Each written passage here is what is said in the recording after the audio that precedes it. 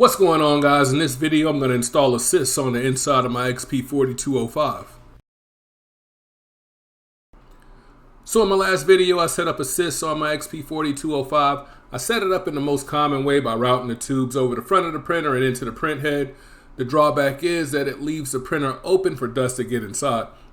Now, I recently moved into my grandmother's old home and the remodel has been very messy, so it's been almost impossible to keep the prints clean and the inside of the printer clean. So to get around that, I'm going to install the Ciss on the inside of the printer so that it can keep the prints clean, and it also gives the printer a better overall look, in my opinion.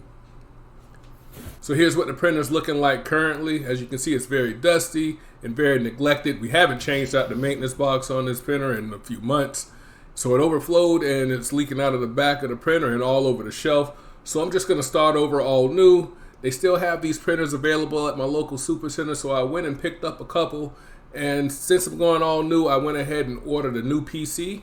And now that I set up the new PC, I need to get all of my parts together. I'm going to be using the 4-color Ciss, a USB printer cable, and some gloves. And to get through the plastic, I'm going to use a torch and a flat tip screwdriver.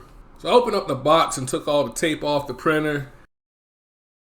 And then I set it up by selecting my language, installing the cartridges that came with the printer, and doing the alignments. Now that the hardware is set up, it's time to install the driver. I'm going to go to the Epson website and type in my model number in the search bar. I'm going to click on the support link, select my operating system. In my case, I'm using Windows 10 Pro 64-bit.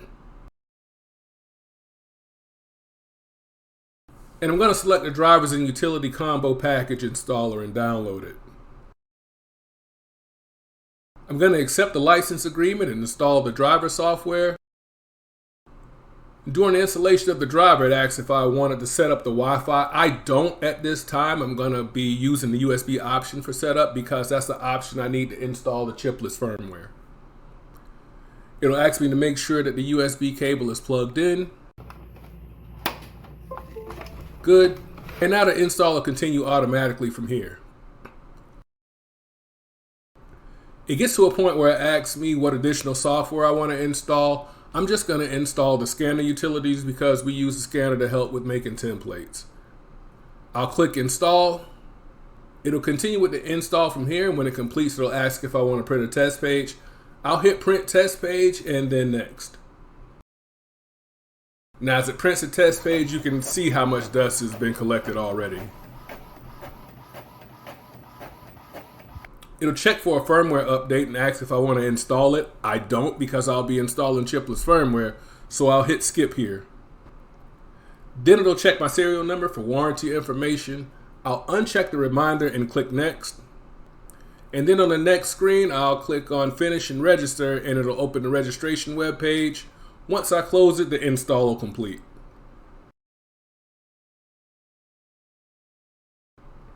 Now when I click down in my system tray, I can see the printer icon for the 4205 that I just installed. I like to go into printer settings and disable the status monitor. I just don't like when it pops up on my screen. I'll click on OK and close out of the settings for now. Now in order to install Chipless firmware on this model, I have to put it in update mode. So I have to turn the printer off, and then I'll turn it on in update mode by holding down the cancel button, the down arrow, the left arrow, and then hold the power button down until the black screen with the update mode pops up. And then I'll leave it here for now. Now that the driver is installed and the printer is in update mode, I'll go ahead and install the Chipless firmware. First, I'm going to go to inkchip.net. I'm going to go to the top menu and click on soft. I'm going to scroll down to my model, which is the XP-4200, 4205. Now normally I would disable my antivirus here, but I've been alerted to some people running into issues with installing the firmware, so I'm not going to disable anything and see if I can still get it to install. I'll click on the download link and wait for it to finish downloading. I'll also click on the activation download link and wait for it to finish. Once they're done, I'll need to open them, and since this is a new computer, I'll need to download and install pzip to open the files. Once it's done downloading, I'll run the install and extract the firmware update files. I'll click on next, I agree, next, next again, and I'm going to click on the one that says USB unknown. It also picked up the 4205 that's already on the network, but I only want the one that says USB. I'll click on start, and then yes. And what's happening is it's transferring the files that it needs to the printer to update the firmware. Now, even though the program says transfer complete, the process isn't finished. This could take a while, and it's going to look like nothing is happening, but it's very important that I don't turn the printer off until it says finish. If not, I can damage the printer. So after about 5 minutes or so, the printer screen said finish, and I turned the printer off by pressing the cancel button, and then I hit the power button to turn the printer back on. Once it's back on, it's time to continue with the activation. I'll select the activation archive file that I downloaded from inkchip.net earlier and extract it. I'll run the activation program and get a Windows message saying it protected my PC. I'll click more info and then hit run anyway. The activation program will connect and then update. I'll click on OK and close it out. Now I'm going to open it back up in administrator mode and click on English to change the buttons to English. In the drop down menu, my printer is already listed under the USB port, and now I need to enter my activation code to activate the Chipless firmware. Now to purchase the activation code, I need to go back to inkchip.net and click on buy in the top menu. I'll go down to the XP series and select 4200, 4205 and click add to cart. Then I'll go up to the top menu and click on the shopping cart icon and go to my cart.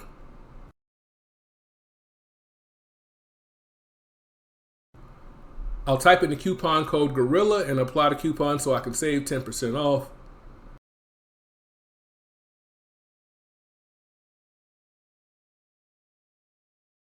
Click on proceed to checkout and enter my info so that I can place the order.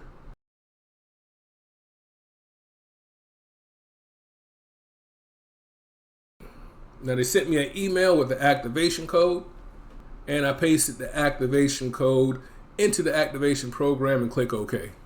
And offline, the printer is going to shut down and restart on its own.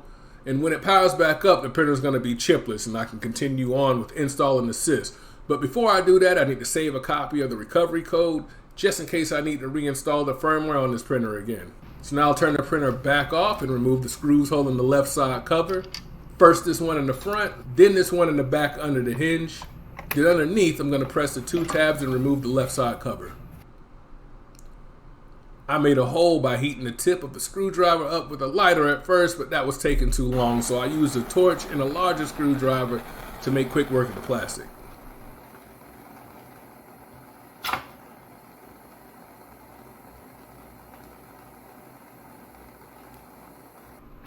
I used a razor knife to remove some of the excess melted plastic. Then I marked and removed the tubing that goes into the Ciss cartridges.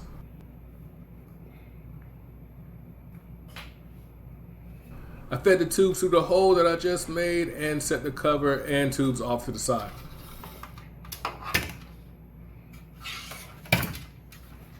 Now I need to make a hole behind this flat cable so that I can feed the tubes through it. It's attached to the frame with double-sided tape, so I carefully pulled up on the cable, moving it just enough to get it out of the way while I made a hole with the heated screwdriver. I'll feed the tubes through one at a time and replace the left cover.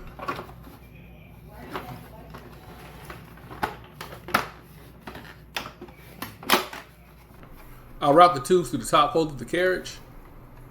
And in the video that was lost when the battery died, I filled and primed the ink chambers. Now with enough slack pulled through the top hole, I reconnected the Ciss cartridges and primed them by pulling the ink through the top of the cartridges. Now I still have the original ink cartridges in because I don't want the print head to dry out. And once the cartridges are primed, I'll go ahead and remove the originals and insert the Ciss cartridges. With the Ciss cartridges installed, I'll move the head from side to side while pulling the extra slack and the tubes back out of the printer. I'll modify the T-clip that came with the Ciss, removing the adhesive and pushing the clip down as far as it can go. Then I'll replace the adhesive strip and cut the bottom of the clip with a razor knife, making a shorter version of that T-clip.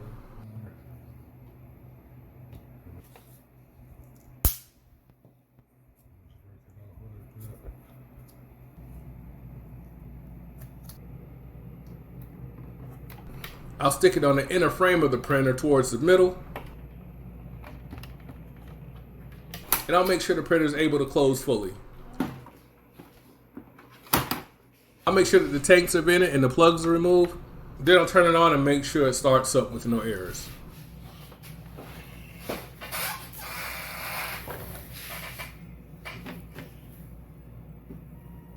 I'll go to the ink menu and do a cartridge change. Even though I'm not changing the cartridges, this will start to purge some of the ink that's in the head out and pump some of the sublimation ink that's in the tanks in.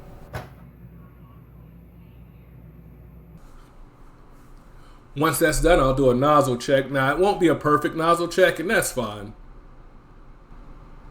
So when it asks if I want to do a head clean or a power clean, I'm going to do a power clean. Again, to help push some of that regular ink out of the print head and help pull some of the sublimation ink along. Now, after the power cleaning, I'll run a purge file. After the purge file, I'll run another nozzle check to see if it looks good. This one looks great, so now it's on to test with some sublimation. But before I do that, I'll attach the tank holder and replace the screws.